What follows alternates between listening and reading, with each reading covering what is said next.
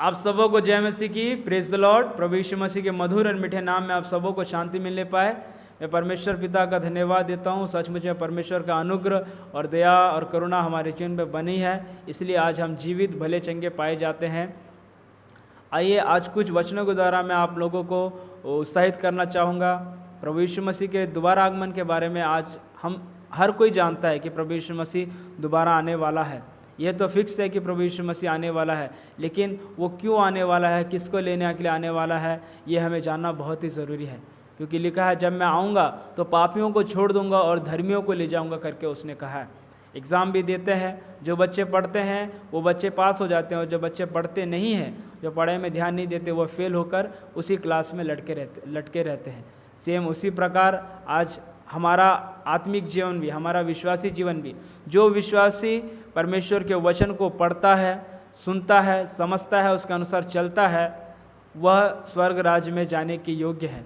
और जो वचनों को सुनता है बस थोड़ा समय के लिए, आज का वचन बहुत अच्छा था करके मनोरंजन के हिसाब से, मनोरंजन के तौर पर उस वचन को सुनकर एक कान से सुनकर एक कान से निकाल देता है, उनके लिए फिर स्वर्ग राज्य में जाना असंभव है, वो जा ही नहीं सकते। तो आज बहुत सारे विश्वासी लोग हैं जो वचन को सुनकर इंजॉय कर ले रहे हैं, उसके बाद छोड़ दे रहे हैं। लेकिन आज हमको उन लोगों, उस बीज के समान बनना है जिस बीज को अच्छी भूमि पर डाला गया और वह 100 गुना फल लेकर आया, 30 गुना, 60 गुना, 100 गुना फल लेकर आया। तो आज हमको उस भूमि के समान बनाना, उस भूमि को, जैसे उस भूमि उपजाऊ भूमि कैसे बनेगा? वो परमेश्वर के वचन के द्वारा, जो जीवन का जल है परमेश्वर का वचन, उस जीवन का जल को जब उस भूमि पर डालेंगे तब जाकर वो भूमि उपजाऊ बनेगा। उसके बाद फिर उस वचन का बीज जब डाला जाएगा तब जाकर हमारा जो जीवन है परमेश्वर के आशीषों से फलवंत होगा। हमारा जीवन है जो परमेश्वर के बड़े बड़े अद्भुत कार्यों के द्वारा हमारा जीवन आशीषित होगा और उसके दोबारा आगमन के लिए हम तैयार हो सकते हैं। बाइबल में एक वचन है, जब यीशु मसीह दृष्टांत दे रहे थे कि एक फरीसी और एक चुंगी लेने वाला परमेश्वर के भवन में गया, और एक फरीसी क्या किया, बड़े ऊंचे शब्द से प्रार्थना करके कहने लगा, मैं इस चुंगी लेने वाले के समान नहीं हूँ, मैं सप्ताह में 2 बार उपवास करता हूँ, मैं कमाई का दशवांश देता हूँ। मतलब वो अपने बारे में परमेश्वर के सामने बड़ाई कर रहा था, अपनी बड़ाई कर रहा था। याद रखिए, जब हम परमेश्वर के सामने आते हैं हमारी कोई योग्यता नहीं रहता है। हाँ, लिखा है हमारे धर्म के काम मैले और चितड़ों के समान है। तो वो फरीसी क्या किया, आकर परमेश्वर के सामने अपनी धार्मिकता को प्रकट कर रहा था। याद रखिए, आज हम धर्मी हैं तो हमारे धर्म के काम के कारण हम धर्मी नहीं हैं। ये अपने दिल और दिमाग में आप बसा लीजिए और समझ लीजिए, क्योंकि हमारे धर्म के काम मैलों और चितड़ों के समान है। हम जो दान करते हैं, हम जो भेंट देते हैं, ये कोई बड़ी बात नहीं है, हम सीख कर देते हैं। लेकिन प्रभु यीशु मसीह क्या किया, परमेश्वर होने के बावजूद भी अपने इकलौते पुत्र को परमेश्वर ने आपके और मेरे लिए दे दिया। आज हम धर्मी हैं तो प्रभु यीशु मसीह के धार्मिकता के कारण आज हम धर्मी हैं। आज हम पापी नहीं हैं, पाप से छुड़ाए गए हैं, क्योंकि प्रभु यीशु मसीह ने अपने लहू से हमें उन पापों से छुड़ाया है। तो ये व्यक्ति क्या कर रहा है, फरीसी अपने धार्मिकता को परमेश्वर के सामने बोल रहा है, मैं ऐसा करता हूँ। आज कलीसिया में भी तो ऐसे ही है। परमेश्वर पूछ रहा है, मन फिराया है क्या? विश्वासी को पूछ रहा है, मन फिराए हो, पापों से पश्चाताप किए हो? नहीं, मैं तो संडे चर्च जाता हूँ, मैं दशवांश डालता हूँ। इस फरीसी के समान आज हर विश्वासियों का, बहुत सारे विश्वासियों का आज यही जवाब है। तो परमेश्वर बोल रहा, मन फिराया है क्या? बोल रहा है, नहीं मैं तो अपना कमाई का दशवांश दे रहा हूँ। बोलता है, अरे मन फिराया है, पश्चाताप किया अपने पापों से? नहीं, मेरा पूरा परिवार चर्च आता है। आज परमेश्वर क्या पूछ रहा है और मनुष्य विश्वासी क्या जवाब दे रहा है? आज परमेश्वर एक ही चीज़ चाहता है, हमें अपने पापों से पश्चाताप करना है। इसके बाद फिर एक दूसरा चुंगी लेने वाला रहता है। लिखा है, वह परमेश्वर के भवन से दूर में खड़े होकर स्वर्ग की ओर आंख भी उठाना नहीं चाहा और बोलता है, हे प्रभु मुझ पापी पर दया कर, मैं पापी हूँ, मुझ पर दया कर, मुझ पर अनुग्रह कर, करके वो प्रार्थना करता है। तो यीशु मसीह बोलता है, दोनों में से उस चुंगी लेने वाले की प्रार्थना परमेश्वर ने ग्रहण किया, और वो फरीसी जो दशवांश डालता था, जो सप्ताह में 3-4 बार उपवास करता था, जो अपना धार्मिकता को परमेश्वर के सामने गिनवा रहा था ना, उसको परमेश्वर बोला, रिजेक्ट कर दिया। और उस चुंगी लेने वालों को वो सेलेक्ट किया और अपने उसका प्रार्थना को सुना, क्योंकि वो एक सच्चा पश्चाताप किया था। आज परमेश्वर आपके पैसों को नहीं चाहता है, आज परमेश्वर आपके टैलेंट को नहीं चाहता है, आज परमेश्वर आपकी सुंदरता को नहीं चाहता है। बहुत सारे लोग किसी को गाने का मिल गया या किसी को कुछ बजाने का मिल गया, तो उसी चीज़ में घमंड करते हुए वो दूसरे को नीचा करके दिखाता है। मैंने ऐसे बहुत सारे विश्वासियों को देखा है, ऐसे बहुत सारे विश्वासी जिनको वचन पढ़ना नहीं आता, जिनको प्रार्थना करना नहीं आता। यदि वो टूटा फूटा प्रार्थना करता है तो उसको अगला विश्वासी, जो पुराना विश्वासी, उसको देखकर उसका मजाक उड़ाता है।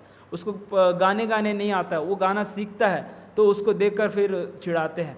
हमको यीशु मसीह ने चिढ़ाने के लिए और उनको निराश करने के लिए परमेश्वर ने हमको नहीं चुना है, हमको नहीं बुलाया है। मैं भी अपने जीवन में से बहुत सारे लोगों को, जब मैं प्रभु में बढ़ रहा था, प्रभु में जब बढ़ रहा हूँ, करता हूँ, तो बहुत सारे विश्वासियों के द्वारा निराशा भरे बातों को सुनता हूँ। ऐसे बातों को जो एक विश्वासी को कभी शोभा नहीं देता। ऐसे बातों को सुनकर उनका विश्वास क्या होता है, जो बढ़ते रहता है वो डिस्करेज होता है, निराश होकर फिर वो संसार में जाकर नाश हो जाता है, और वो व्यक्ति भी नाश हो जाता है जो उसको वैसे चिढ़ाते रहता है। तो आज प्रभु यीशु मसीह ने हमें पकड़ा है, हमें चुना है कि हम बचे हैं, हमारा दोस्त भी बचना चाहिए, हमारा माँ बाप भी बचना चाहिए, हमारा पूरा परिवार बचना चाहिए। इसलिए प्लीज़ मैं आप जितने भी लोग वीडियोस को देख रहे हैं कलीसियाओं में, उन गरीब लोगों को, उन कमज़ोर लोगों को बढ़ाने का कोशिश करें, ना कि उनको निराश करें। आज कलीसियाओं में सबसे अधिक यही हो रहा है, किसी को गाने का वरदान है, किसी को प्रार्थना करने का, किसी को अन्य भाषा, तो उस चीज़ में वो लोग घमंड करें। ना कि जब प्रभु यीशु मसीह तो कभी घमंड नहीं किया, वो तो स्वयं परमेश्वर का पुत्र होने के बावजूद भी अपने लिखा हुआ अपने आप को ऐसा शून्य किया, ऐसा नम्र और दीन किया कि दास का स्वरूप धारण कर लिया। परमेश्वर इंसान बनकर वो एकदम शून्य बन गया। आज जो मिट्टी है, आज वो परमेश्वर का बनने का कोशिश करता है। नहीं प्रियो, ये फरीसी भी वैसे ही कर रहा था, तो परमेश्वर ने उसको रिजेक्ट कर दिया। आज हो सकता है आप बहुत अच्छा दसवांश देते होगे, बहुत अच्छा गाते होगे, बहुत अच्छा बजाते होगे, बहुत अच्छा प्रचार कर सकते होगे, बहुत आत्मिक जीवन में लोगों को दिखाने के लिए जो चीज़ चाहिए, जो लोगों को दिखाने के लिए जो धार्मिकता है, वो आप बहुत अच्छे से कर रहे होंगे। शायद आपका पास्टर आपको गुड बोलता होगा, सब अच्छा होगा, लेकिन क्या आज परमेश्वर हमको गुड बोलता है? क्या आज जीवित परमेश्वर, जो मनों को देखने वाला परमेश्वर है, जो मन की धार्मिकता से प्रसन्न होता है, जो आत्मा और सच्चाई से आराधना करने वाले से प्रसन्न होता है, क्या आज परमेश्वर की दृष्टि में आप सच्चे हो, गुड हो? आज हमको ये जानना जरूरी है।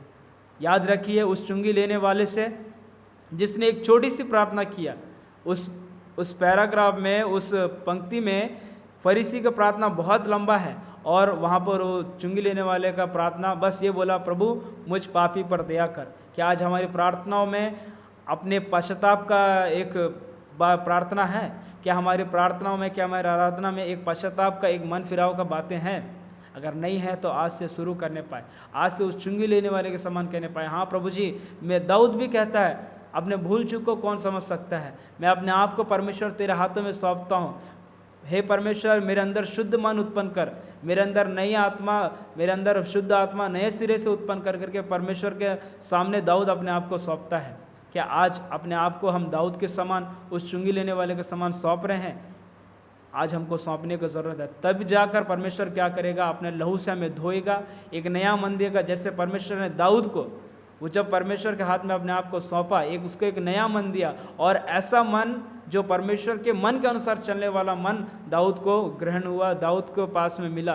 दाऊद का मन ऐसा हुआ, क्यों? क्योंकि वो परमेश्वर के वचनों को अपना जीवन में अधिकारी से बसने देता था। वो परमेश्वर के हाथ में अपने आप को सौंपा कि प्रभु कहाँ कहाँ मेरा मिस्टेक्स है, वहाँ मुझे आप सुधारिए, करिए। याद रखिए प्रियो, हम भी आज परमेश्वर के वचन को सुनने वाले नहीं, उसके अनुसार चलने का कोशिश करने पाए, क्योंकि वो दिन बहुत ही निकट है कि आने वाले आएगा और देर ना करेगा। वो एक चोर के समान आएगा परमेश्वर, अब चोर के समान आएगा और हमें पता भी नहीं चलेगा। इसलिए उसके दोबारा आगमन के लिए हम सबों को तैयार होना बहुत ज़रूरी है। उस चुंगी लेने वाले के समान, उस दाहिने हाथ, जो प्रभु यीशु मसीह के दाहिने हाथ में जो चोर था, उसके समान एक पश्चाताप करने पाए। वो आखिरी समय में ये बोला, प्रभु, वो अपने मुँह से खुद बोला कि हम तो वही सज़ा पा रहे हैं जो हमने किया, लेकिन ये तो निर्दोष है। वहाँ पर अपने पापों का पश्चाताप किया। और दूसरा, यीशु मसीह कहा कि अपने स्वर्ग राज में आए तो मुझे स्मरण करना करके। आज वो पश्चाताप वहाँ पर उस क्रूस में किया, और यीशु मसीह ने तुरंत कहा, आज ही तू मेरे साथ स्वर्ग लोक में होगा।